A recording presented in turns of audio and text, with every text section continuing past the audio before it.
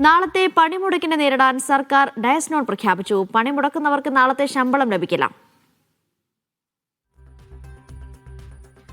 Safe സേനാബ്ദീൻ വിവരങ്ങൾ നൽകും. Safe, വിശദാംശങ്ങൾ. ഒരു 15 മിനിറ്റും കൂടി കഴിയുമ്പോൾ സമരം ആരംഭിക്കുകയാണ്. വിവിധ ആവശ്യങ്ങൾ ഉന്നയിച്ചുകൊണ്ടാണ് പൊതുപണിമുടക്ക് വിവിധ തൊഴിലാളി സംഘടനകൾ തീരുമാനിച്ചത്. അത് എല്ലാ തൊഴിലാളി സംഘടനകളും ഈ സമരത്തിന്റെ ഭാഗമാകുന്നുണ്ട്.